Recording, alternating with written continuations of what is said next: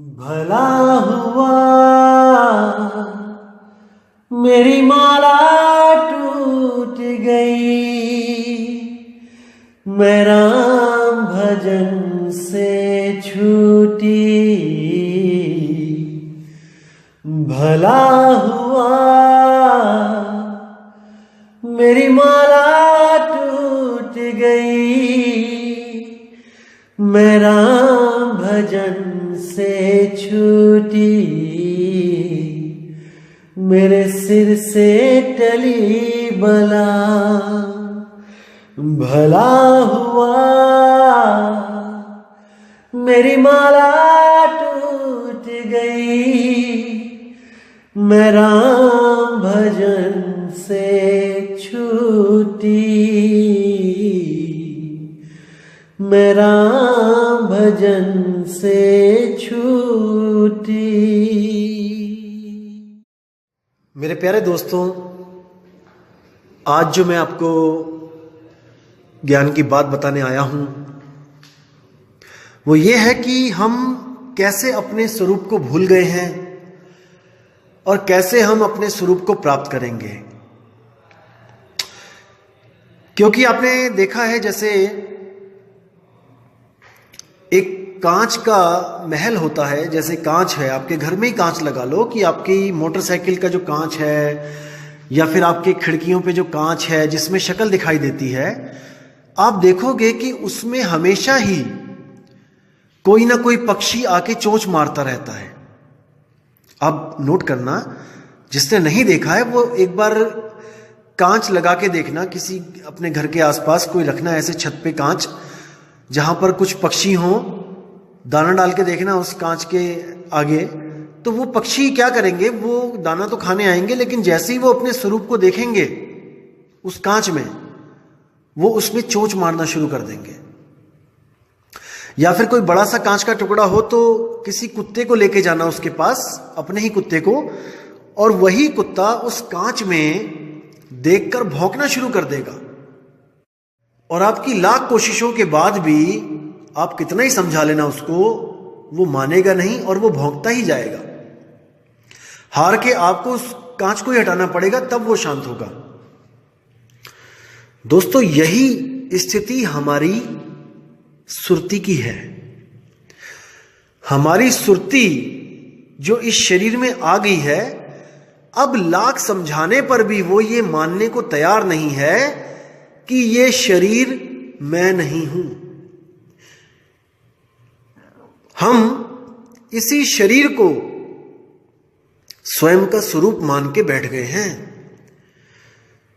यही दिक्कत है, बहुत बड़ी दिक्कत है, कि हम सुबह से लेके शाम तक केवल इस शरीर की सेवा करने में लगे हैं। सेवा कौन कर रहा है? वही सुरती, वही चेतन धारा। सुबह से लेकर शाम तक वही सुरती इस जड़ शरीर को सजने संवारने में लगी रहती है और इसकी पूरी पूरी रक्षा करती है, पूरा ख्याल रखती है इसका। लेकिन अंत में ये एक माटी के ढेर से ज्यादा कुछ नहीं रह जाता है। और जो अनमोल चीज होती है उसके बारे में वो कभी सोचती ही नहीं है। मतलब वो अपने बारे में कभी सोच नहीं पाती कि ये मिट्टी का घड़ा, ये मिट्टी का शरीर एक दिन टूटेगा, एक दिन छूटेगा, तो मैं कहां जाऊंगी। ये सुरती कभी भी विचार नहीं करती है, इसीलिए भटका खाती है, इसीलिए भटका खाती है। इसको कोई ऐसा गुरु मिल जाए जो इसको इसका ही लखाव करा दे, इसको ही ज्ञान करा दे, तो इसका भवबंधन हमेशा के लिए छूट सकता है। आपको एक स्टोरी सुनाता हूं छोटी सी।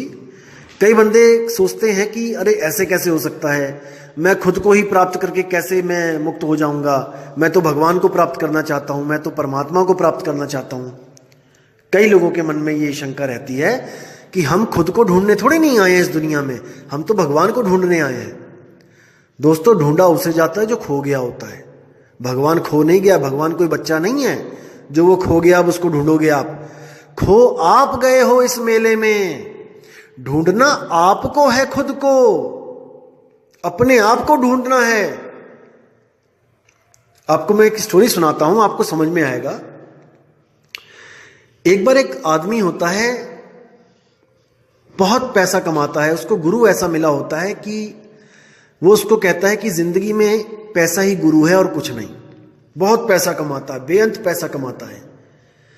एक दिन क्या होता है, उसको एक साधु मिलता है। वो उसको कहता है कि भाई तूने इतना पैसा कमाया है तो क्या करेगा, ये सब तो यहीं छूट जाएगा, तेरे हाथ पल्ले तो कुछ भी नहीं रहेगा, तूने तो अपनी जिंदगी बर्बाद कर ली। तो वो साधु को क्या कहता है, अरे जा यहां से, क्यों दिमाग खराब कर रहा है, तूने तो कुछ कमाया नहीं है और मैंने कमाया तो तू मुझसे जलता है, चल निकल यहां से, भाग यहां से। तो वो साधु को भगा देता है। दोस्तों, उसका ही एक बहुत अच्छा दोस्त होता है, बहुत करोड़पति दोस्त होता है। उसी दिन वो मर जाता है शाम को। अब जब वो मर जाता है तो उसके शमशान में जब वो जाता है उसकी लाश के साथ, तो उसको बड़ी चिंता होती है कि देखो इतना अरबपति खरबपति बंदा मेरा दोस्त सारा पैसा यहीं छोड़ गया। अरे भाई, यानी कि मैं मरूंगा मेरा पैसा भी यहीं छूट जाएगा। यानी वो साधु सही बोल रहा था कि तूने तो जिंदगी बर्बाद कर ली इतना पैसा कमा के, तूने वो काम तो किया नहीं जो तूने करना था, भजन भक्ति, भगवान को ढूंढा नहीं तूने, पैसे को ढूंढता रहा। अब उसको पूरी रात नींद नहीं आती है। कहता है क्या किया जाए यार, कहां किस चक्कर में पड़ गया, मुझे कैसा गुरु मिल गया जिसने मुझे केवल पैसा कमाने का ज्ञान दिया और मैं पैसा कमाता रहा। अब मुझे अपने लिए कुछ करना पड़ेगा, भगवान को प्राप्त करने के लिए मुझे कहीं जाना पड़ेगा, किसी संत की शरण में। सुबह उठते ही वो जाता है और जंगल की तरफ निकल जाता है। जंगल में जाते जाते जाते जाते एक साधु का आश्रम मिलता है उसको। तो वो साधु के आश्रम में जाता है और साधु से कहता है, महाराज मुझ पे दया करो। साधु बहुत ही जर्जर अवस्था में होता है, बहुत बूढ़ा हो चुका होता है और उसको साधु को लगता है कि अब 1-1.5 हफ्ते ही मेरी कहानी खत्म हो जाएगी, 1-1.5 हफ्ते में। तो वो उस आदमी से पूछता है, हाँ बेटा तुम्हें क्या चाहिए? तो वो कहता है, साधु महाराज मुझे भगवान चाहिए, मुझे भगवान चाहिए, मैं बहुत दुखी हूं, मुझे वो भगवान चाहिए, मैं ढूंढ रहा हूं उसको। तो साधु सोचता है कि 1-1.5 हफ्ते की कहानी है मेरी, मैं इससे सेवा भी करवाऊंगा, झाड़ू पोछा लगवाऊंगा, लकड़ियां कटवाऊंगा, तो 1-1.5 हफ्ते में मैं चला जाऊंगा, ये फिर भटक जाएगा बेचारा, कहाँ जाएगा। चलो इसको मैं सारा ज्ञान अभी दे देता हूं, अभी समझा देता हूं इसको कि क्या दिक्कत है, कहाँ पे प्रॉब्लम है, तूने क्या करना है। तो वो उसको बैठाता है पास में और उसको सार बताने लग जाता है कि बेटा मेरी बात ध्यान से सुन, जिसको तू ढूंढ रहा है वो तू खुद ही है।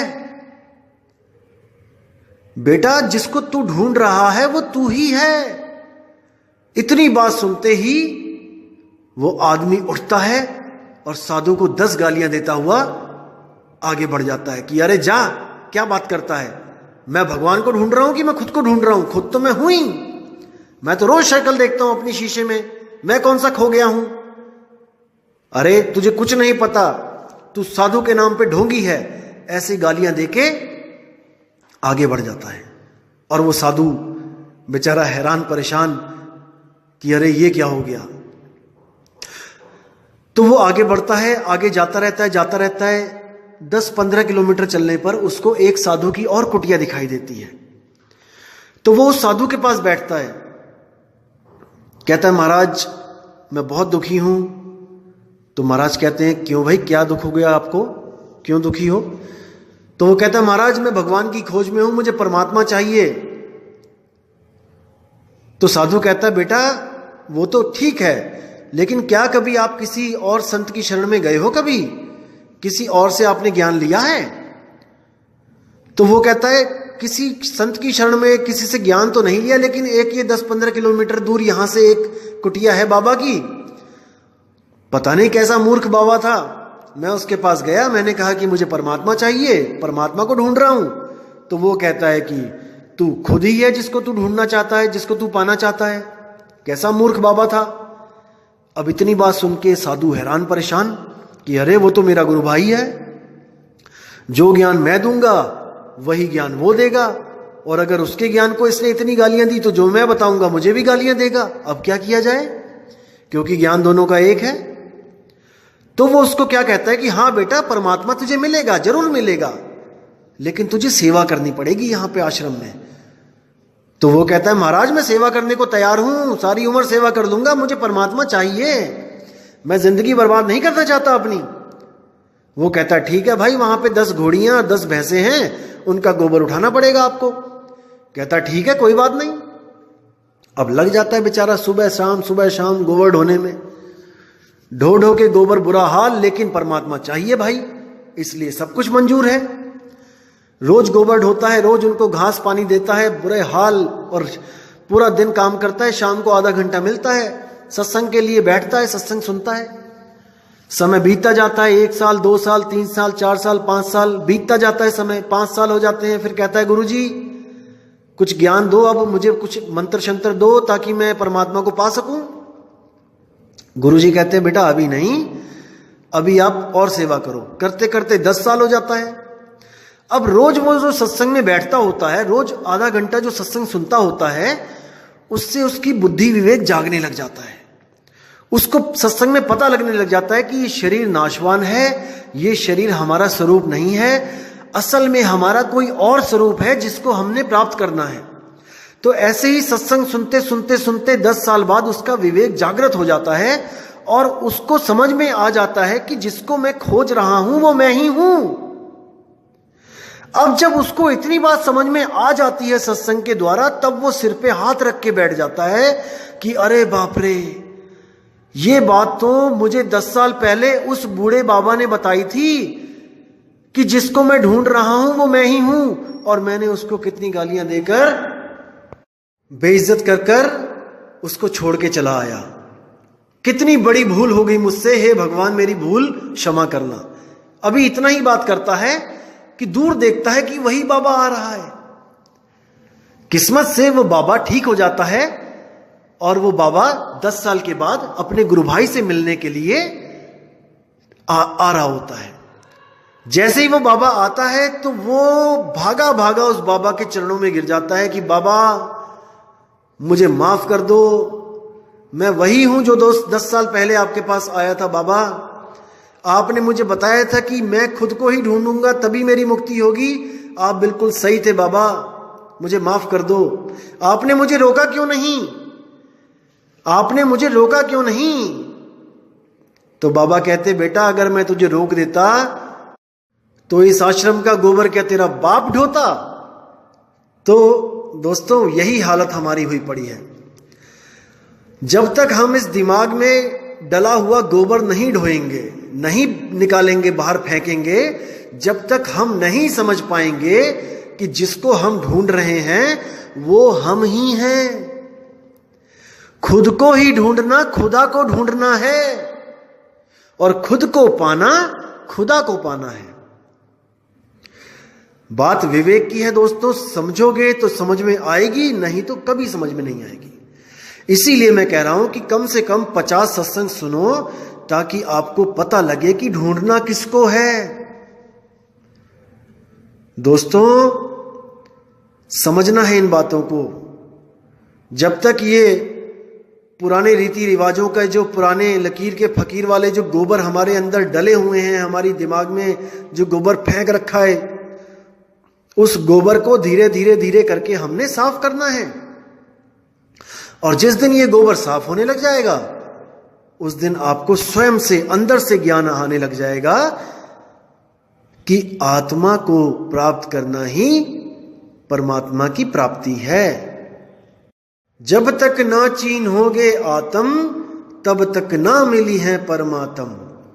आत्मा को प्राप्त करने पर जो अवस्था प्राप्त होती है, उसको प्राप्त करने पर परमात्मा को प्राप्त करने की जरूरत नहीं रह जाती है।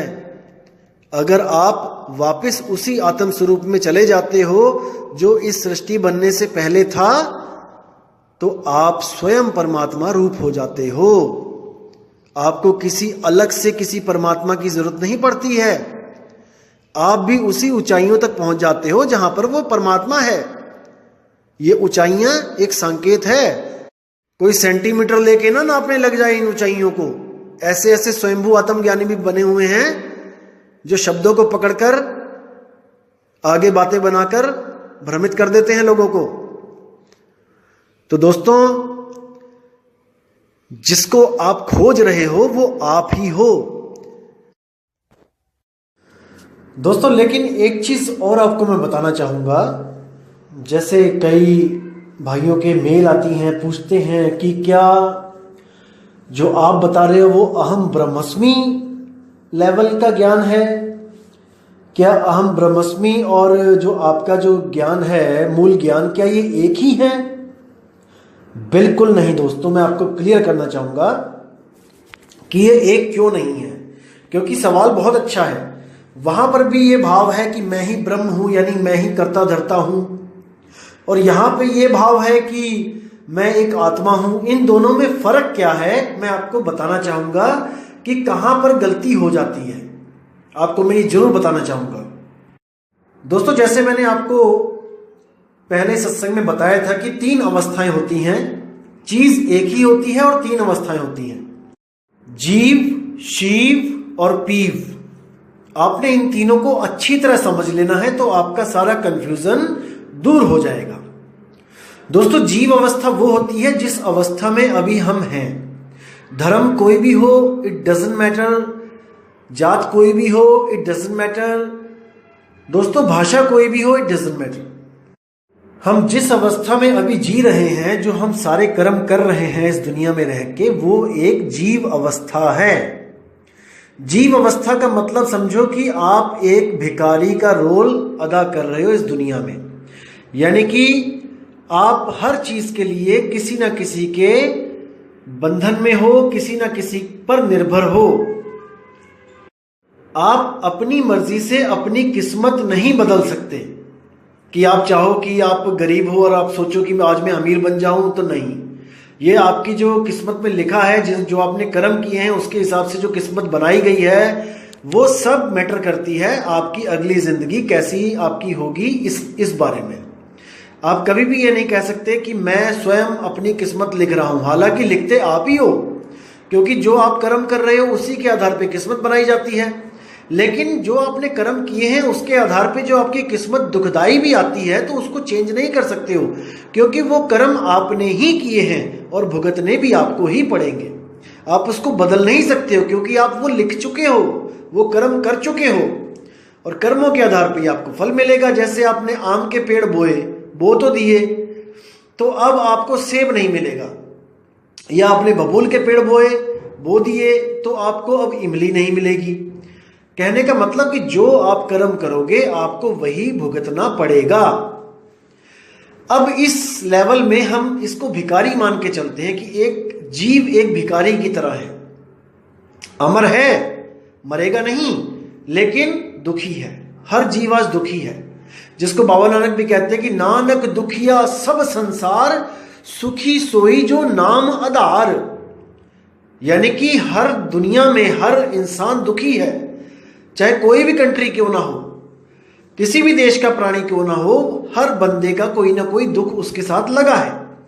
और सुखी सोई जो नाम आधार, नाम यानी कि जो अपने सत्य स्वरूप को पा जाता है वही सुखी है। तो इसको बाद में खोलेंगे इस वाणी को। पहले मैं इस बात पे आ जाता हूं कि मैं क्या बताना चाहता हूं आपको, कि जैसे हम सब अभी जीव अवस्था में हैं, हम सब एक भिखारी की तरह है यहाँ पे, जो दुनिया में जिंदगी काट रहे हैं जस्ट। तो जब हमें कोई अधूरा गुरु मिलता है जो ब्रह्म तक की साधना करवाता है, वो हमें क्या बोलता है कि आप ही ब्रह्म हो। वो आपको एक नाम देता है, आप उसकी नाम की साधना करते हो, और आप साधना करते करते करते जब ब्रह्म अवस्था तक पहुंचते हो, तब आपको ये महसूस होता है कि जिस 2 पैसे के लिए आप तरसे हो इस दुनिया में, वो आपने ही बनाई है। समझो इसको। आपको ब्रह्म तक पहुंच गए, ऐसा लगता है कि आप ही ब्रह्म हो। उस अवस्था तक पहुंच के लगता है कि मैं ही ब्रह्म हूं और मैं ही इस दुनिया का राजा हूं, मालिक हूं। किस दुनिया का? इस 5 तत्व की दुनिया का। भ्रम ये है, खुद को ना जानना और खुद को एक कर्ता मान लेना, यही भ्रम है। क्योंकि अगर अपने आप को राजा मानोगे तो दोबारा राजपाट करने का आपकी इच्छा हो जाएगी, वो इच्छा खत्म नहीं होगी। क्योंकि आप उस भूल को अपना गुण मान के देखोगे कि अरे मैं तो राजा हूं, मैं तो दुनिया बना सकता हूं, मैंने ही दुनिया बनाई है, और आप ये दुनिया दोबारा बना दोगे। दुनिया का मतलब क्या है दोस्तों? जो पिंडे सोई ब्रह्मंडे, ये शरीर ही 3 लोक है। इस शरीर में ही तीनों लोक बसे हुए हैं, और हर 3 लोक को, हर शरीर को इस आत्मा ने ही बनाया है, भ्रमित होके, ब्रह्म स्वरूप में आके। और वही ब्रह्म स्वरूप भूल के हम आगे जीव स्वरूप में आ गए हैं। इसलिए हम ये भी भूल गए हैं कि ये हमने बनाया है, ये शरीर को बनाने वाला मैं हूं, और एक कल्पना करता हूं कि मुझे किसी भगवान ने बनाया। नहीं दोस्तों, जब आप भक्ति पथ पे आओगे तब आपको पता लगेगा कि ब्रह्म आप ही हो, आप ही वो ब्रह्म स्वरूप हो जिसने ये दुनिया बनाई है। लेकिन उस ब्रह्म स्वरूप को हम भ्रम स्वरूप कहते हैं। भ्रम यानी आपने भ्रमित होकर, आत्म स्वरूप से गिरकर ब्रह्म स्वरूप को प्राप्त किया, और वहां एको ब्रह्म की अवस्था पैदा हुई, और अहम बहुश्याम अवस्था को प्रकट किया, और एक से अनेक हो गए। एक से अनेक मतलब एक ब्रह्म अवस्था से आगे अहंकार, 3 गुण, 5 तत्व, 25 प्रकृति, और ये सारा जगत हो गए। इसको कहते हैं ब्रह्म अवस्था। जब जीव ब्रह्म अवस्था तक पहुंचता है और इसके आगे का ज्ञान इसके पास नहीं होता है, तो वो अहंकार को प्राप्त हो जाता है। वहां पर मैं की भावना आ जाती है। यही मैं की भावना अगली सृष्टि बनाने में सहायक होती है, कारण होती है। इस मैं को खत्म करना है दोस्तों। इस मैं को तभी खत्म कर पाओगे जब आपको दुनिया बनाना एक महान काम ना लग के एक भूल लगने लग जाए, गलती लगने लग जाए। तब आप अपनी गलती को सुधारोगे, ना कि आप वहां पर अहंकारी हो जाओगे कि मैं ही सब कुछ हूं। दोस्तों, इसीलिए कबीर साहब का ज्ञान भूल को सुधारने वाला ज्ञान है, ना कि आपको भगवान बनाने वाला ज्ञान है कि आप ही दुनिया के मालिक हो। बिल्कुल नहीं। ये शिव अवस्था है दोस्तों। 3 अवस्था जो बताई हैं, जीव, शिव, पीव। ये जीव से आप शिव अवस्था में पहुंच जाते हो, जहां पर आपको यह महसूस होता है, आप इस भ्रम में रहते हो कि मैं ही शिव हूं, मैं ही इस दुनिया का कर्ता धर्ता हूं, मैं ही अलग हूं, मैं ही शून्य हूं, मैं ही निराकार परमात्मा हूं। इसको समझो मेरे भाई। सतगुरु के ज्ञान में इस महानता को एक भूल बताया जाता है कि दुनिया बनाना कोई महान काम नहीं किया आपने। अरे आपने दुनिया बनाई, आप भ्रमित होकर इसी में फंस गए। आप बार बार अपनी ही दुनिया में जन्मते और मरते हो। कई लोग कहते हैं विष्णु जी ने दुनिया बनाई। अरे विष्णु जी भी तो राम बन के दुख पा रहे हैं। अपनी ही दुनिया में दुख पाना, ये कहां की समझदारी है मेरे भाई। अपने ही घर में तुम दुखी हो जाओ तो फिर सुख कहां है? कहीं नहीं मिलेगा आपको सुख। तो इस अवस्था को, इस शिव अवस्था को सतगुरु कबीर साहब के ज्ञान में भूल कहा गया है। इसलिए आप इस अवस्था को पार बड़े आराम से कर जाते हो। यहां तक कि आपके दिमाग में एक बार भी यह ख्याल नहीं आता है कि मैं इस अवस्था को प्राप्त भी करूं। जबकि दूसरे जितने भी अधूरे गुरु हैं वो आपको कहेंगे कि आप ब्रह्म अवस्था को प्राप्त करो, और आपको वो ऐसी साधना दे देंगे जिससे आप शून्य निराकार तक पहुंच के उसी का रूप हो जाते हो। आप ही निराकार बन जाते हो, आप ही स्वयं ब्रह्म ज्ञानी हो जाते हो। नहीं दोस्तों, हमने ब्रह्म ज्ञानी नहीं होना है। ब्रह्म ज्ञान तो कबीर साहब के यहां पहली पौड़ी है। जीव से ऊपर ब्रह्म ही है, और हमने पहली पौड़ी नहीं, हमने उससे आगे निकल जाना है। उससे आगे हम तब निकल पाएंगे जब हमें अपना निज स्वरूप प्राप्त होगा, निज स्वरूप का ज्ञान होगा। कबीर साहब के मार्ग में आपको पार ब्रह्म का ज्ञान दिया जाता है कि आप ब्रह्म से भी पार हो। ब्रह्म तो आपकी एक भूल अवस्था है, जिस अवस्था में आपने इस शरीर को जन्म दे दिया है, सृष्टि बना दी है। तो इसको दोस्तों समझो। कबीर साहब की जो ज्ञान की विधि है वो क्या है? तू तू करता तू भया, मुझ में रहाना हूं। ये जो हूं है यही अहंकार है, यही ब्रह्म अवस्था है। ब्रह्म ज्ञान में कभी भी तू नहीं होता है, वहां पर मैं ही मैं होता है। और कबीर ज्ञान में आपको आपका स्वरूप बता दिया जाता है जो अहंकार से भी परे है। जो अहंकार से भी परे है तो अहंकार आने का वहां मतलब ही नहीं होता है, क्योंकि आप जिसकी साधना कर रहे हो उसके गुणों में अहंकार है ही नहीं। इसको समझो। जो अहंकार पैदा हुआ वो खत्म करना है। वो कैसे खत्म होगा? जब आप सहज हो जाओगे, क्योंकि सहज गुण ही अहंकार को खत्म करने का एकमात्र रास्ता है। और वो ऐसे खत्म नहीं होगा कि आपको कोई कहने लग जाए कि दिन रात सहज रहो सहज रहो सहज रहो। सहज सहज करने से सहजता नहीं मिल सकती, जैसे राम राम करने से राम नहीं मिल सकता।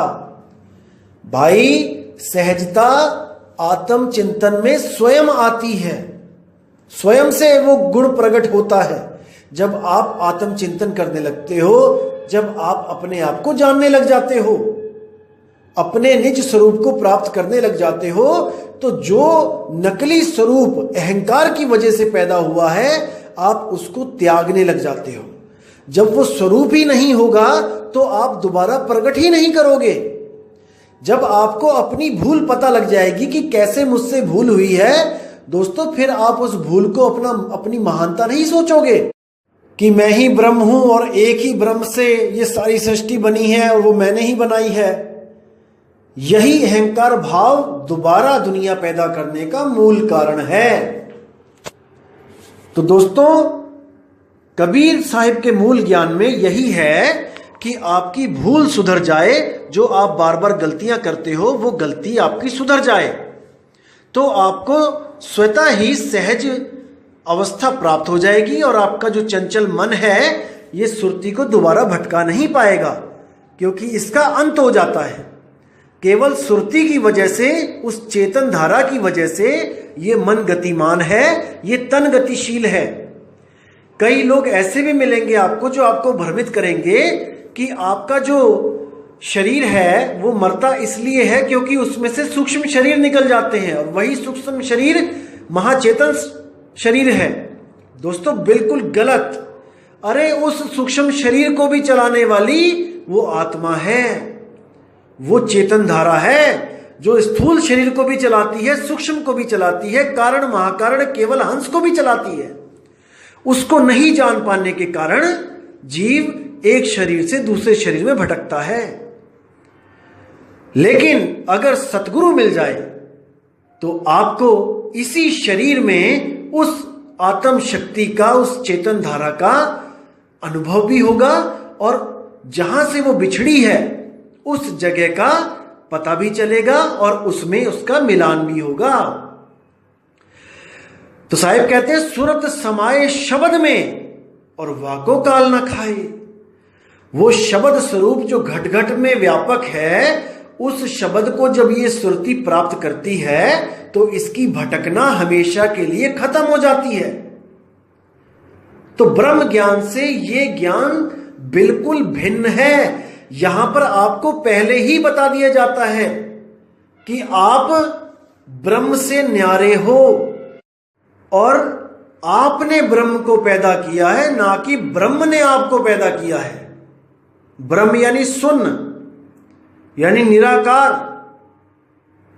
जब तक आप ये मान के चलोगे कि आप ब्रह्म से पैदा हुए हो दोस्तों, तब तक आप आत्मा को कभी प्राप्त कर ही नहीं सकते। कुछ स्वयंभू ज्ञानी, आत्मज्ञानी आपको भ्रमित करने की कोशिश करेंगे कि आप शून्य से पैदा हुए हो, और आप एक अखंड नियम के अंतर्गत पैदा होते रहते हो। दोस्तों, अगर हम ब्रह्म से पैदा हुए हैं तो फिर तो हमारा पिता ब्रह्म हुआ है और हम अपने पिता को प्राप्त करके मुक्त हो सकते हैं। लेकिन ब्रह्म को प्राप्त करने के बाद भी, शून्य को प्राप्त करने के बाद भी हम मुक्त नहीं हो पा रहे हैं। इसका मतलब गलती हो रही है हमसे कहीं। क्योंकि अगर हमें कोई जेल में पकड़ के ले जाए तो हमारी मुक्ति इसमें नहीं कि हम जेल में मर जाएं। हमारी मुक्ति इसमें है कि हम जेल बनने से पहले जहां थे हम वहां पहुंच जाएं, अपने परिवार में पहुंच जाएं, अपने पिता के पास पहुंच जाएं, तो हम मुक्त हो गए। तो ये नकली स्वयंभू आत्मज्ञानी आपको हमेशा यही घोषित करेंगे कि आप शून्य से पैदा हुए हो और आप ही तत्व हो, वो महाचेतन तत्व आप ही हो। दोस्तों, आप तत्व नहीं हो, आप नितत्व हो। आप मन नहीं हो, आप सूक्ष्म शरीर नहीं हो, आप स्थूल शरीर नहीं हो। जब तक आप ये नहीं समझ लोगे, जब तक आप मुक्त हो ही नहीं सकते। अरे अगर आप ही मर जाओगे तो मुक्त कौन हुआ? मरने को मुक्ति नहीं कहा जाता है। अज्ञान को छोड़ने को, तत्वों को गिराने को मुक्ति कहा जाता है। जैसे आपके ऊपर किसी ने बेड़ियां ही बेड़ियां डाल दी तो आप बंधन में हो। अब आप मुक्ति चाहते हो तो इसका मतलब यह नहीं कि आप खुद को गोली मार लो और मर जाओ। दोस्तों, आप वो बेड़ियां उतार दो तो आप मुक्त हो। और वो बेड़ियां क्या है? वो है शून्य।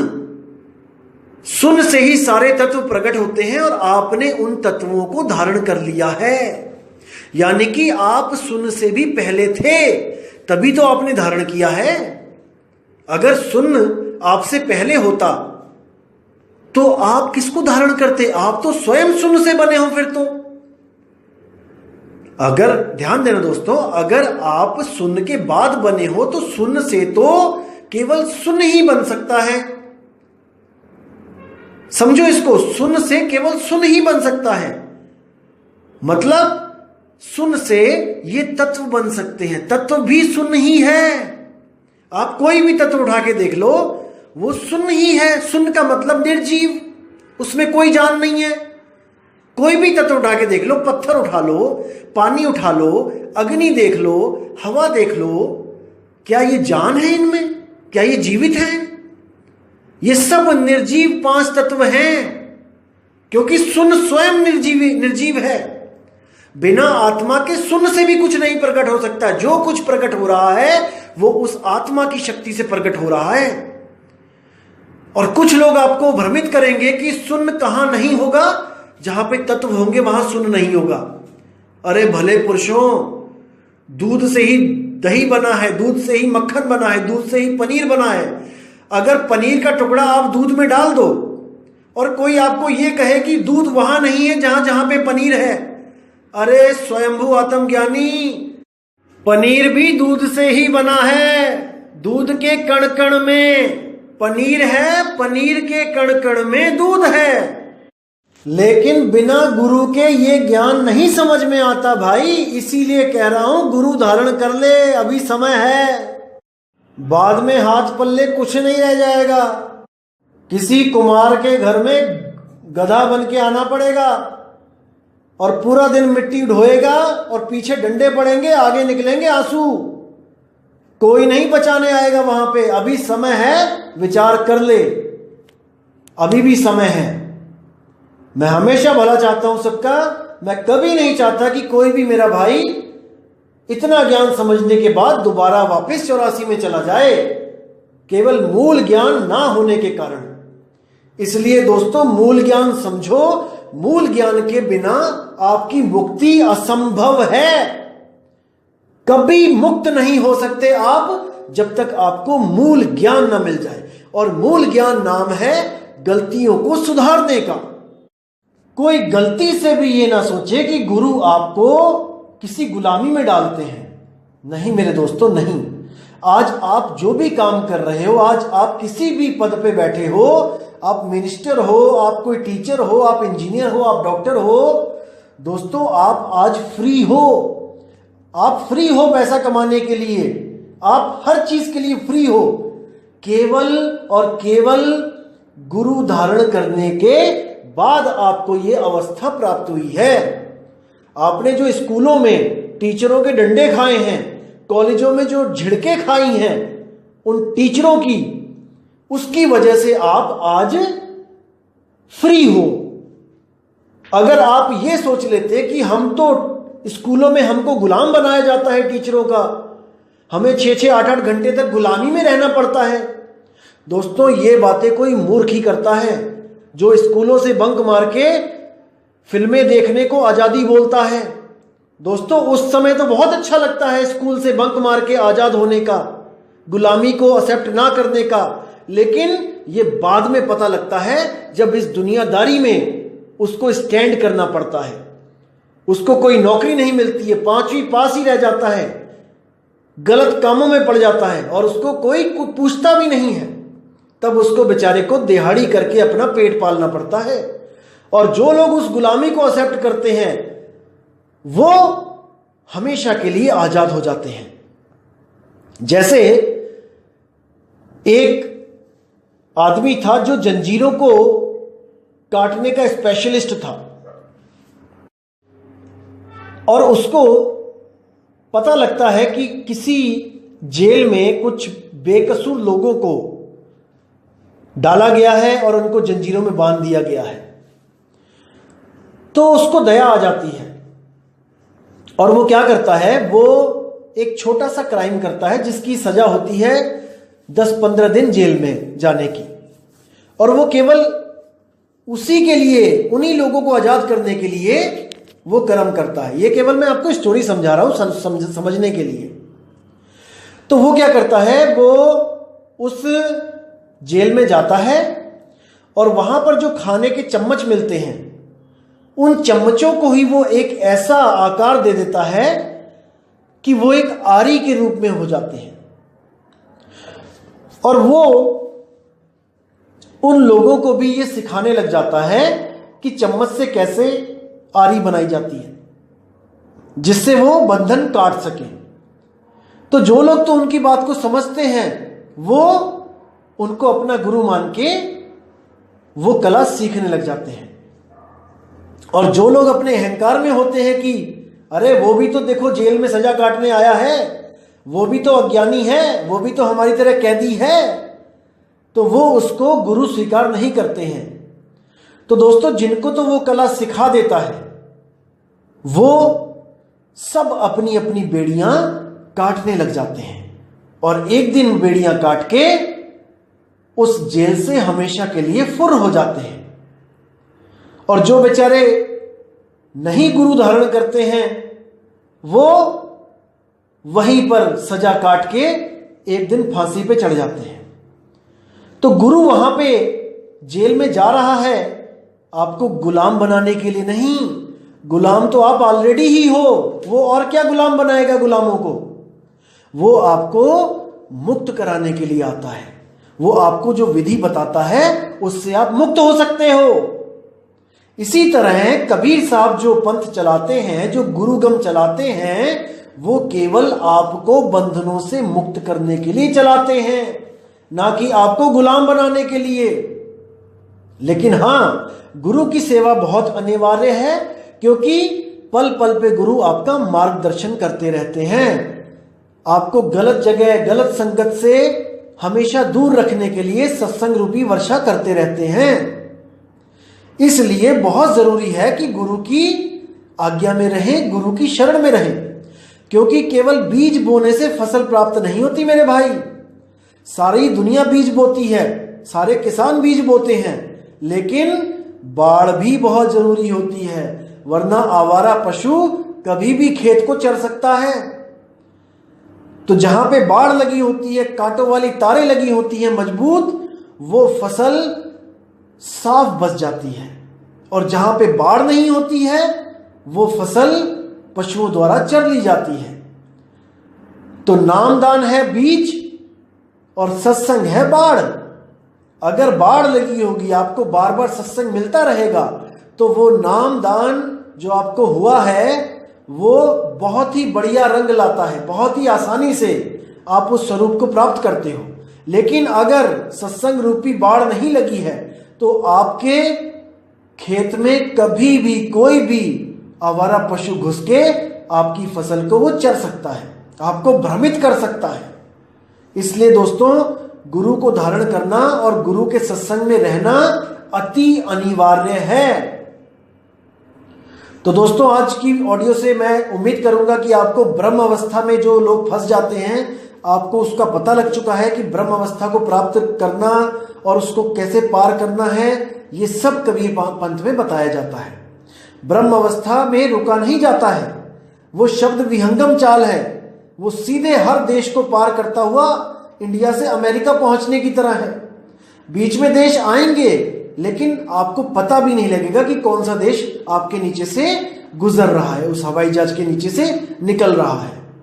इसी तरह आपको पता भी नहीं चलेगा कि कौन कौन से चक्र आपने पार कर लिए हैं, कौन कौन सी अवस्थाएं आके निकल भी गई, क्योंकि वही तो भ्रम है, उसी को छोड़ना है। तो दोस्तों, उम्मीद करूंगा कि आज की ऑडियो से आपके कई भ्रम दूर हो गए होंगे और मैं मालिक से हमेशा यही अरदास करूंगा कि आप हमेशा विवेकी होते जाएं, होते जाएं, होते जाएं, इतने विवेकी हो जाएं कि आप नील शीर का निवेड़ा स्वयं अपनी बुद्धि से कर सको, अपने आत्म स्वरूप को जान सको। तो दोस्तों, अब विदा चाहूंगा आपसे और बहुत जल्दी एक नई ऑडियो के साथ आपके सामने ज्ञान लेके आऊंगा। कबीर साहब का जो मूल ज्ञान है उसको अच्छी तरह समझ के आप हमेशा के लिए भवबंधन से मुक्त हो सकते हो। दोस्तों, यकीन रखो। तो दोस्तों, अब मैं विदा चाहूंगा। जय गुरु बंदी छोड़ मदन साहिब, जय गुरु बंदी छोड़ वैराग साहिब, जय जय बंदी छोड़ सतगुरु सत्य कबीर साहिब की सदा ही जय हो। साहिब बंदगी सतनाम।